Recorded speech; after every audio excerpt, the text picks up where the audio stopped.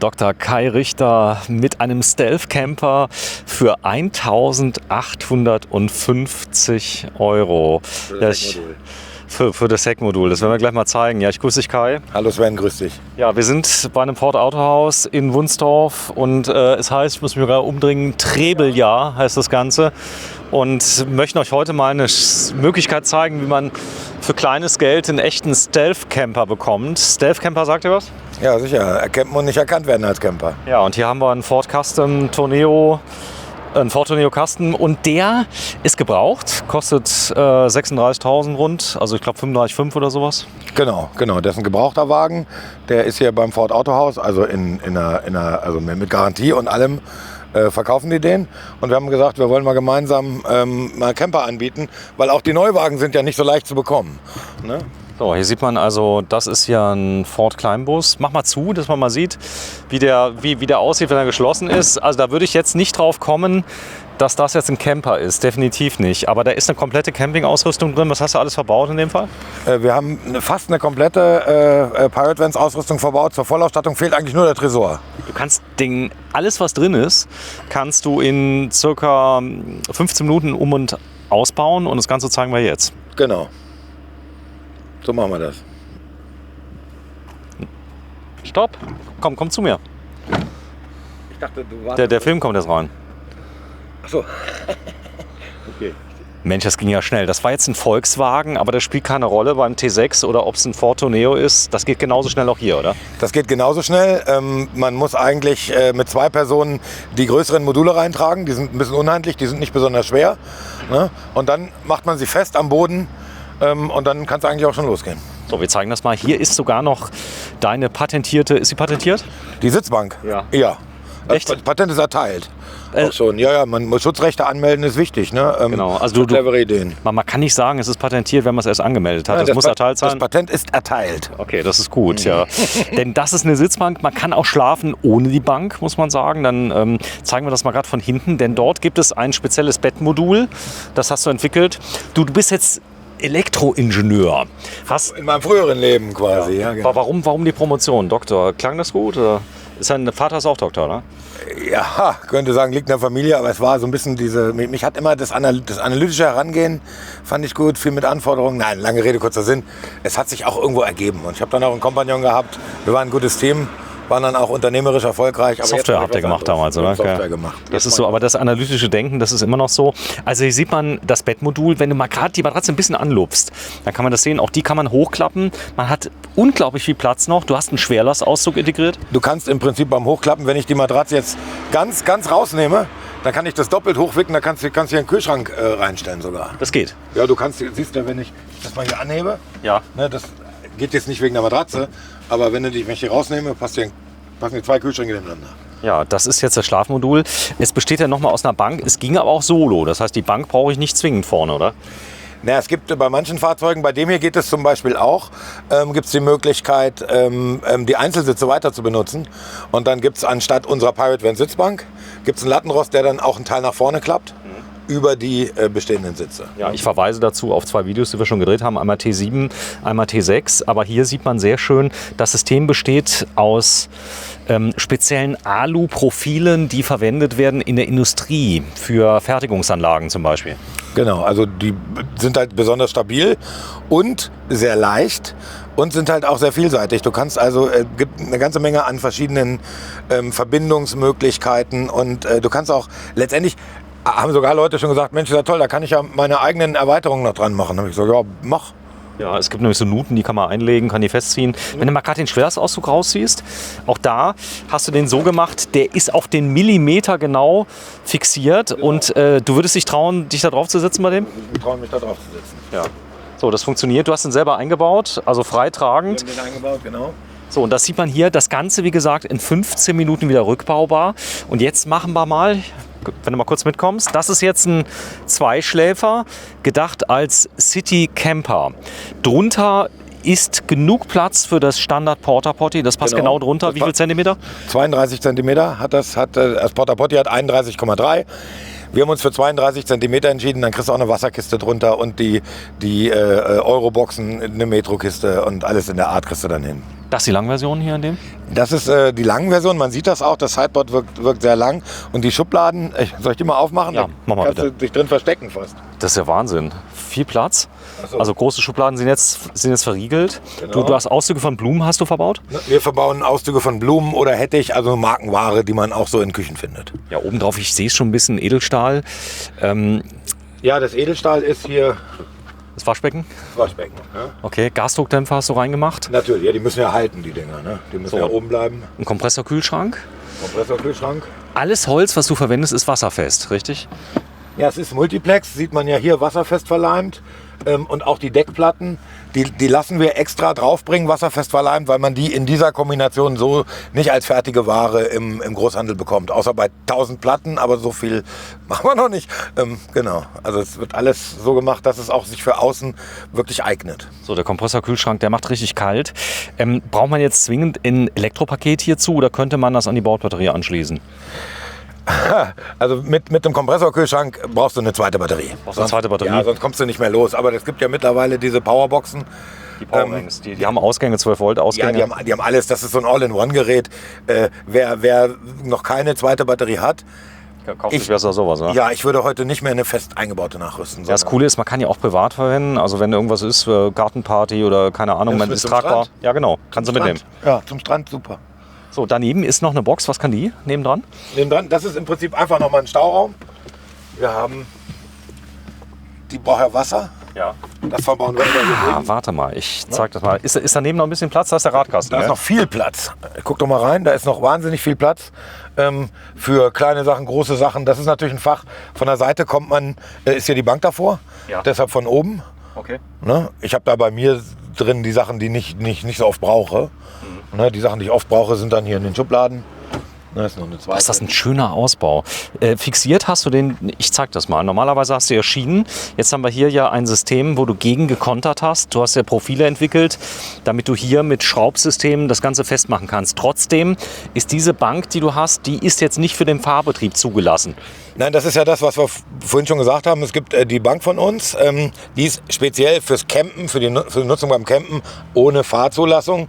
Die alternative Möglichkeit ist, hier die Originalsitze weiter zu verwenden. Da kann ich dann mitfahren. Ja. Aber ich habe natürlich dann nicht diese Camping-Features, dieses Stauraumangebot, diesen Platz und Ja. genau. So, und das hier sind die Befestigungsmöglichkeiten, die du hast. Du hast Vollbremsung gemacht mit allem, was eingebaut ist, das ist sicher. Ja, wir haben Vollbremsungstests, machen wir. Im Grunde, man kann es auch berechnen, das tun wir auch. Ne? Also wofür sind die Fahrzeuge zugelassen, die einzelnen Halterungen, wie viel können die Schrauben ab und so weiter, wie viel wiegt das Ganze, aber wir machen Vollbremsungstests. Hier ist mal so ein kleines Sammelsurium an Möglichkeiten. Das hier ist jetzt zum Beispiel auch ein VW hier. Ja. Ne, funktioniert so ähnlich wie hier. Das sind dann so Haken, die tut man hier rein. Die kenne ich. dann Also es war vorher mit dem T6, der Genau, kein das- Schienensystem hat. Genau, also die gibt's schon länger, nicht nur von uns. Das hier ist im Prinzip eine Originalschraube vom Multivan. Ja. Ne, damit ist das Multiflex-Board im Multivan fest.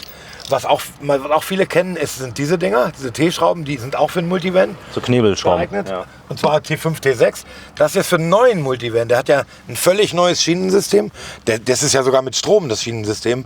Da kannst du ja Sitzheizungen einbauen, hinten in den Einzelsitzen, die du rausnehmen kannst. Also da funktioniert das alte Schienensystem, die Adapter nicht.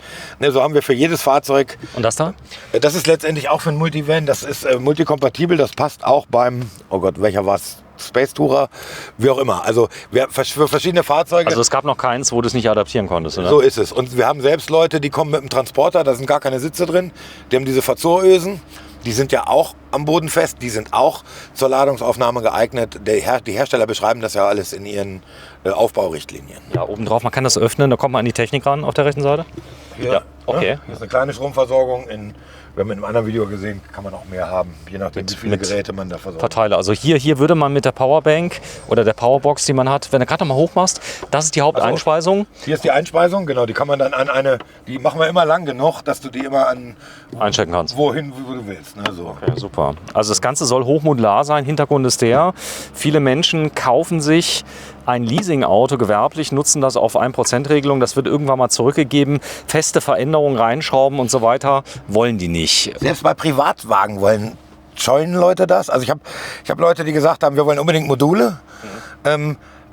Aber die Module, die wir sehen, das ist so Stückwerk. Das hier sieht aus das sieht gar nicht aus wie ein Modul. Das sieht aus wie Original, ja, ist krass, oder? Und noch schöner, weil ich bin so ein Holzfan. Grau, wenn jemand grau will, können wir auch. Haben wir aber nicht standardmäßig. Ist aber schön, ist ganz im Trend. Das fing vor 5, 6 Jahren an mit dem Naturholz, was da ist, helles Holz. Was ich cool finde, ist das Preis-Leistungs-Verhältnis. Also alles, was hier eingebaut ist, quasi eine Komplett-Camping-Ausstattung, kostet jetzt hier 8.300 € Vorführpreis, der da ist. Da kann man das sehen. Und da ist dann drin 1000 Liter Stauraum, du hast ein großes Bett mit drin, 1,60 Meter mal 1,95 Meter, das sehen wir gleich. Der Schwerlastauszug im Heck. Und dann hast du Kühlschrank, Spülbecken, Spüle, die 12 Liter frisch und so weiter und so fort. Über einen Porta-Potty können wir sich noch unterhalten, oder? Ja, gehen wir noch dazu. So, dann. Danke, Sven. Gerne. So, klapp mal bitte dass man das mal sieht. Ist das die gleiche Technik wie im T6, theoretisch? Ist genau das gleiche. Ist gleiche Bank? Genau. Cool. Genau. So, das heißt, du ziehst an einem... Ich ziehe an dem Hebel, das kannst du nächstes Mal selber machen. Ja. Ja, so? Ja, ich habe beide Hände voll. So, dann, warte mal ganz kurz. Also Hebel, da ist ein Bein, das kann man hier schön sehen, damit das Ganze abgestützt ist. Das ist der Hebel zum Entriegeln, wenn du mal gerade den mal ziehst, dass man das sieht. Und darüber geht es eine Umlenkfunktion, da wird das ausgehakt. Und hier vorne liegt es auf der Seite an dem Griff auf. Genau. Ja, wir haben einen Griff genommen, weil er sieht irgendwie nach einer Funktion aus. In Wirklichkeit ist es nur eine Ablage. Man kann sich ja auch dran festhalten. Man kann sich daran festhalten, wenn man nicht mehr reinkommt. So, jetzt musst du aber hier zumindest mal hier die Schranktür schließen, hier oben zumachen. Denn das Coole ist, dass du hier 1,95 Meter mal 1 Meter, und jetzt muss ich mal selber gucken, 1,60 Meter hast. Und die Liegefläche, das ist wie im Liner. Ja, ich meine, du hast im anderen Auto ja auch schon drauf gelegen. Das ist halt eine 12 cm Matratze, sehr komfortabel, auch für Seitenschläfer. Abnehmbarer Bezug, hier sieht man auch den Reißverschluss, dass du mal waschen kannst. Ne? Und beim Langenradstand ist halt die Besonderheit, dass man wirklich auch ein 2-Meter-Bett haben kann, 1,95, 2 Meter, 2,10 Meter für besonders lange Menschen. Beim kurzen Radstand geht das auch. Dann kommst du aber nicht mehr an den Kühlschrank. So, das heißt, du kriegst das Bettmodul ohne die Bank für 1.850 € ohne Matratze. Aber viele haben ja eigene Matratzen. Da würde jetzt auch eine Standardmatratze drauf haben. Die wäre zwar nicht so schön hinten ausgespart, es würde aber gehen, richtig? Ja, wie gesagt, das Heckmodul. Ne, ist das Heckmodul. Komm, wir zeigen mal das Heckmodul. Das reicht ja manchen schon. So, das bedeutet, das Heckmodul hat die volle Liegefläche, dann brauche ich aber vorne die Originalsitze oder eine zweite Stange, beziehungsweise noch 2, 3 Stangen mehr, oder? Ja, oder genau, den Lattenrost, der dann nach vorne dran geht, das braucht man noch dazu. Genau. Der wird erweitert. So, dann der Schwerlastauszug ist da schon im Preis mit drin. Wenn du mal gerade jetzt mal anhebst, dass man mal komplett sieht, was drunter ist. Das war ja eben. Achso, genau. Warte, ich glaube mal von der anderen Seite. Genau. Ein kleines bisschen mehr einfach mal. Wenn ich jetzt quasi ein kleines Klavier transportieren will. Ja. Dann nehme ich die Matratze raus, das mache ich nicht, ich lege die einfach mal vor. Ja. Na, so, und jetzt kannst du klapp. Und jetzt bin ich hier drin. Das ist gut. Ich habe die volle Ladehöhe. Das ist gut? Ja, und es ist einfach und super praktisch, ne? Ja, und auf sowas stehe ich halt auch. Ich meine, alle stehen da drauf. Einfach und praktisch ist immer viel besser als kompliziert und kompliziert. So, du hast extra Schaumgummi hier drunter gemacht, damit ja nichts klappert. Das Ganze ist hochgradig belastbar. Du sagst also hier, eine normale Person, die wird hier niemals durchbrechen, selbst bei dynamischer Last. Richtig. Sehr schön. Ich meine, guck dir das an, guck dir das Material an, was willst du hier kaputt machen? So, Multiplex. Was ist das, Birke? Das ist Birke Multiplex, genau. Birke Multiplex. Wenn du mal gerade die Matratze nochmal herziehst, sei so lieb. Die ist es speziell für den Torneo? Ja, was wir halt sehen. Du kannst mal, während ich die vorne gleich nochmal umklappe, du siehst, der Torneo ist hinten asymmetrisch. Ja. Die D-Säule. Der hat hier so einen kleinen Ausschnitt und hier so einen großen, weil hier die Klimaanlage drin ist, die für hinten. Und du siehst, die Matratze passt sich da genau ein. Also da sehen wir mal zu, dass wir für die gängigen Fahrzeuge dann das auch exakt ausmessen, sonst, damit das nicht knautscht, das nervt ja. Und die Verdunklung haben wir schon mal darüber gesprochen. Project Camper ist da eine Empfehlung. Kannst du auch auf Wunsch vermitteln? Ja, wir können das vermitteln. Ich muss ehrlich sagen, bei Ford, weiß ich gar nicht, machen die auch Ford? Ja, die machen alles. Machen alles, okay, genau. Ich kenne das bisher nur vom Volkswagen. Also du musst dir nur die Aufgabe geben, aber ich denke schon. Also Tourneo ist, glaube ich, bei denen Standard, was irgendwie da ist. Das geht zwar dann nicht magnetisch, vielleicht geht es magnetisch, ist egal, aber Hamburg, Project Camper, könnt ihr einfach mal gucken. Cooles System, Stealth Camping machen immer mehr. Viele fragen danach, weil die einfach nur sagen, wir sind jetzt hier in der Stadt, abends haben wir was getrunken, wir wollen ganz spontan irgendwo stehen. Wichtig ist die Toilette.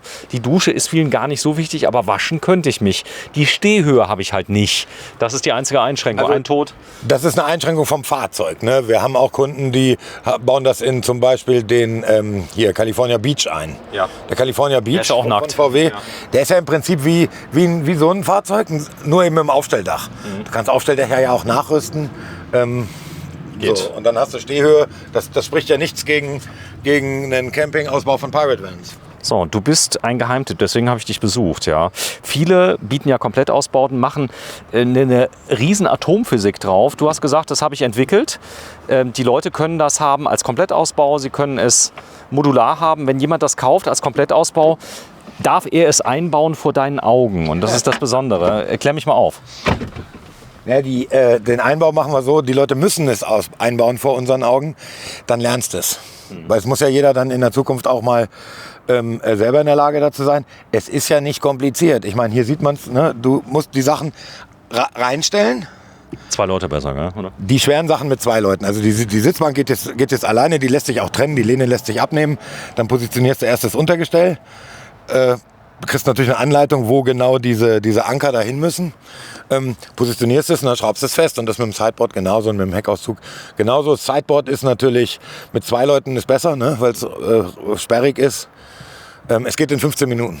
Das Ladung technisch? Von der rechtlichen Situation her, das ist Ladung, genau. Ladung. Und da sind ja auch die Aufbaurichtlinien der Hersteller beachtet. Ne? Und dann gilt halt Ladungssicherung. Das ist natürlich eine Frage, die kommt oft von wegen Personentransport und so weiter. Das geht nicht, hatten wir schon mit unserer Sitzbank. Das geht, wenn man die Originalsitze reintut. Ansonsten ist es alles Ladung. Okay, die Originalsitze, also wie gesagt, das geht da. Ich verweise deswegen auf 2 Videos. Wir wollten nur mal zeigen, weil du gesagt hast, hey, theoretisch geht das überall rein. Du hast jetzt passende Projekte schon realisiert, ganz viel für VW, T4, T5, T6. Ja, T5, T6 ist das meiste. Ja. Ne? Ein T4 haben wir auch mal gemacht. Aber das ist natürlich, je älter die Fahrzeuge, desto eher ist es was für Bastler. selber Bauer, ist Budget angepasst, sage ich mal. Ne? Genau. Vollkommen klar. Aber hier, das ganz ehrlich, Qualität. Ich bin mal sehr gespannt, was Ford dazu sagt, ja, wenn die sowas sehen. Für mich macht das den Eindruck wie Erstausrüsterqualität, ehrlich. Ist es bloß von den Farben her, Ford wäre wahrscheinlich eher ein bisschen nüchterner, würde das automotiver machen, würde vielleicht sogar noch die Originalpolster und Stoffe nehmen. Die Originalpolster und Stoffe von den einzelnen Fahrzeugen, die sind ja verfügbar. Ja. Wenn jemand das möchte. Nee, ich will's nicht. Das ist nämlich genau der Punkt. Also wir haben, wenn jemand dieses Original Volkswagen oder Ford Anthrazit haben möchte, einen Original Ford Bezug von genau diesem Fahrzeug, das können wir alles machen. Nur die meisten Leute wollen es gar nicht. Die freuen sich eigentlich, Mensch, letztendlich ist das meine Lieblingskombination. Dieses angefeuerte Holz, diese angefeuerte Eiche mit dem weinroten Bezug, das ist irgendwie toll, finde ich. Ist irgendwie gemütlicher. So, und wir haben, wie gesagt, in den anderen Videos haben wir noch viel detaillierter sind wir darauf eingegangen. Wir haben alles gezeigt, wie baut man es um. Hier sieht man den Ford Tourneo Kasten. Wir filmen heute am 17. März 2023.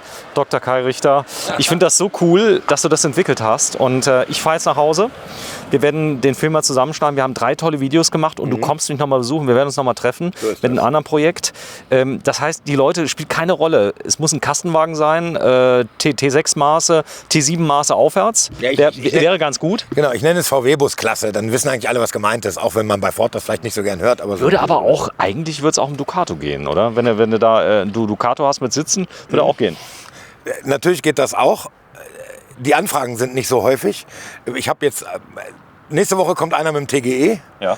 Der hat ganz besondere Vorstellungen. Wir haben so ein MAN, genau, TGE, das ist im Prinzip der Crafter von MAN. Ja. Der hat ganz besondere Vorstellungen, die ihm sonst, da braucht er jemanden, der individuell baut. So, das machen wir. Ist natürlich dann, die Entwicklungskosten muss irgendjemand dann bezahlen. Ne? So, Pirate Vans Nee, pulp-events.com, hier vorne ist noch ein QR-Code mit dabei. Wie gesagt, das ist jetzt ein Vorführer, 8.300 € und das ist die große Version, geht los, wie gesagt, bei 1.850. Für einzelne Module? Einzelne Module, die da sind. Dann hätte ich schon das Bett, muss die Matratze selber machen, aber bekomme das schon. Die meisten nehmen wahrscheinlich hier das Sideboard und die Bank wird auch aufgenommen, oder? Die Bank wird oft genommen. Die Bank wird fast immer genommen. Das Sideboard wird fast immer genommen. Manchmal haben die Leute eigene Matratzen. Ja. Genau. Und variieren tut es oft bei der Ausstattung. Ne? Viele Leute haben gerade schon einen Kühlschrank. Du kennst das vom Campen. Du fängst mal irgendwo an, kaufst dir den ersten, der taugt nichts, dann kaufst du den zweiten, der taugt was. Und die Dinger sind ja teuer. Achso, du meinst diese aufklappbaren nach oben zum Beispiel, die Kompressorkühlschränke, das haben die schon, oder? Ja, so eine Kühlbox. Somit habe ich auch angefangen. Ja. Ne, so. Und in dem Fall willst du die weiter benutzen. Und dann bauen wir rechts so einen Auszug ein, wo du den fixieren kannst, sodass das weiter benutzt werden kann. Ne? So, das ist so das Häufigste, wo individuell was ist. Die Hälfte der Leute nimmt ungefähr die Wasserstelle. Weil manche sagen, Mensch, ich bin bisher mit den Kanistern klargekommen, das werde ich in Zukunft auch schaffen. Ne? Genau, also... Ja, und das Ganze kann man ausbauen. Das ist natürlich besonders schön, wenn ich Winterbetrieb mache. Aber ganz ehrlich, hier vorne könnte man ja noch, wenn die Kinder jetzt noch mitkommen, einfach einen Einzelsitz noch reinsetzen. Hier gehen sogar zwei rein. Würden 2 Stück reinmachen, würde die Sitzbank lassen und würde einfach nur die Einzelsitze ausbauen, wenn ich einen Campingbetrieb fahre zu zweit, oder? Ja, es gibt ja sogar Leute, also die fahren so campen, dass hinten 2 Einzelsitze drin sind und stellen die auf dem Campingplatz einfach raus. Ja. Als Sitzgruppe. Ja. So, ne? Gibt's auch. Und du siehst hier, der hat sogar 3 Sitze vorne. Ne? Also das ist ja je nach Fahrzeug. Der hat ja vorne so also Sitzkombinationen kann man auch unterschiedlich machen. Genau. Ja, Elektroingenieur Dr. Kai Richter. Ja, auch wenn es hier nicht um Elektro geht. Es geht nicht um Elektro, aber das hilft, ja. Lernen hat noch nie geschadet, ja. Tschüss Kai. Sven, mach's gut, ne?